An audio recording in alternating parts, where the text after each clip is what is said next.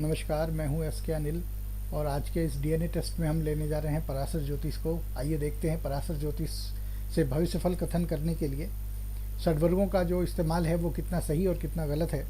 हम सभी जानते हैं कि हमारे यहाँ प्रतिक्षण जन्म दर है, यानी कि पर सेकेंड चाइल्ड बर्थ का रेशियो है हमारे यहाँ। तो एक बात दिमाग में आती है कि कम से कम जो विधा है वो ऐसी होनी चाहिए कि वो प्रतिक्षण के हिसाब से या कुछ क्षणों के या मिनट के अंतराल में जन्मे बच्चों की कुंडलियाँ अलग अलग बना सकें। पराशर ज्योतिष के अंदर हम षडवर्गों का जो इस्तेमाल करते हैं उनमें प्रमुख तौर पे जो है वो नौमांस कुंडली बनाई जाती है, जो कि 3 डिग्री और 20 मिनट का होता है। 3 डिग्री 20 मिनट का सीधा सीधा तात्पर्य आप कैसे समझेंगे, ये आपको समझ लेना भी बहुत ज़रूरी है। पृथ्वी को 1 डिग्री घूमने के लिए तकरीबन 4 मिनट चाहिए होते हैं, और जो एक लग्न जब कुंडली दिए गए समय में बनाई जाती है, वो लग्न जो है वो लगभग 2 घंटे तक स्थिर होता है। 2 घंटे से तात्पर्य है 120 मिनट। अब पराशरी ज्योतिष में जो फलादेश करने की जो विधि है वो षडवर्गों के माध्यम से बनाई गई है, और ये षडवर्गों में मुख्य रूप से नौमांस कुंडली जो कि 3 डिग्री और 20 मिनट का होता है। 3 डिग्री और 20 मिनट से सीधे सीधे अगर हम मिनट में इसको कन्वर्ट करते हैं तो 4×3=12, तकरीबन 13 मिनट के आसपास का जो समय है वो एक नौमांस कुंडली को दी जाती है।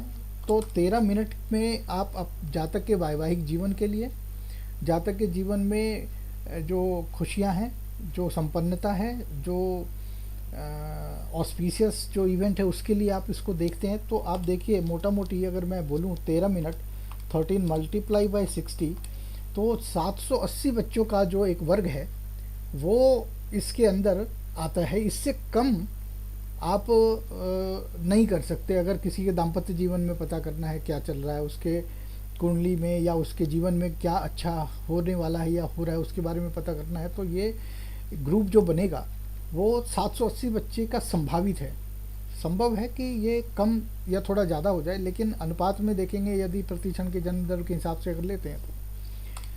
दूसरा एक षडवर्ग है जिससे माता पिता के जीवन के बारे में पता करते हैं, वो है द्वादशांश, यानी 2 डिग्री और 20 मिनट। इस क्रम में 2 डिग्री लेते हैं तो 4 दूना 8 मिनट ये, और 1 मिनट वो, तकरीबन 8 मिनट ही मोटा मोटी आप पकड़ लें। तो 8×60।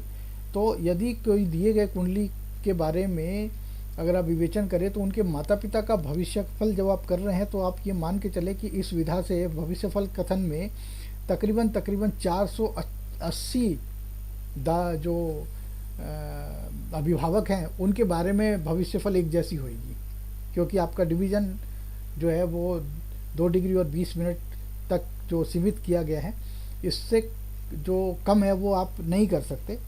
फिर एक और है विधा देशकांड। उसका आर्क तो बहुत ही बड़ा है, 10 डिग्री, यानी कि 30 डिग्री को 3 भागों में बांटा गया तो देशकांड बनाया गया।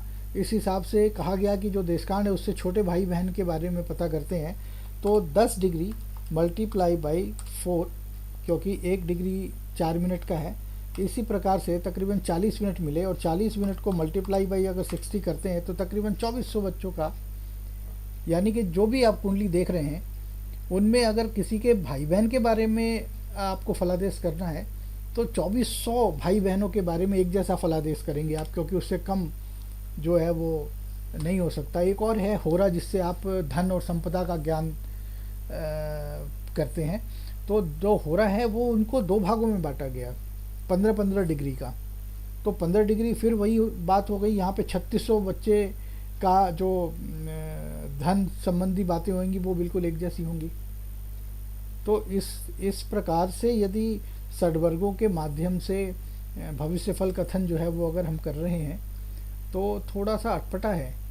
संभव है जिस ज़माने में पराशर ज्योतिष का प्रचलन रहा हो और उस ज़माने में जन्म दर जो है वो, संभव है कि ये जो विधा है षडवर्गों की वो उस समय उस चीज़ को कम्पीट करती हो, लेकिन आज के ज़माने में थोड़ा सा अटपटा लगता है। थोड़ी सी जो ये लॉजिक है वो गले नहीं उतरती। मैं आपसे आग्रह करूँगा कि ऐसे जितने भी षडवर्गों के प्रकार है उसके अंदर थोड़ा बहुत संशोधन जो है वो किया जाए, ताकि भविष्य फल कथन में जो है वो आसानी भी हो और कुछ तर्क संगत बात जो है वो लगे। मैं आज भी जानता हूँ कि पराशरी पढ़ने और पढ़ाने वालों की संख्या सबसे ज़्यादा है, और आज की तारीख में भी वो सभी गुरुजन जो है वो धन्यवाद के पात्र हैं, बधाई के पात्र हैं, क्योंकि वो आज भी इस विधा से तकरीबन तकरीबन सटीक फलादेश कर पाते हैं। लेकिन जब लॉजिक की बात आती है तो वहाँ पे संदेह और संशय खड़ा होता है कि जब अलग अलग बातों के लिए अलग अलग सटवर्गों का विचार करते हैं तो उसके अंदर बहुत सारे जो लोगों का जो भविष्य कथन है वो लगभग एक जैसा करते हैं। आप उसको अलग अलग प्रकार से विवेचन नहीं कर पाते। आप एक से दो 3 मिनट के अंदर जो कुंडलियाँ हैं वो अलग अलग नहीं बना पाते आप। और यदि आप बना भी पाते हो तो उसके अंदर बहुत सारे लोगों के जन्म संबंधी जो भविष्यफल है उसके अंदर उनके रिश्तेदारों के, उनके जीवन के अलग अलग जो दृष्टिकोण है उनके बारे में भविष्यफल जो है वो लगभग लगभग बहुत सारे लोगों का एक समान सा निकल के आता है। इसलिए इसमें एक संशय है और थोड़ा सा लॉजिकली जो है वो गले नहीं उतरता। बहरहाल मैं इसकी कोई आलोचना नहीं कर रहा, लेकिन जब हम डीएनए टेस्ट करने पे आए तो हमें पता चला कि इसके अंदर जो षड्वर्ग की जो विवेचन है उसमें कहीं ना कहीं संशोधन की आवश्यकता है।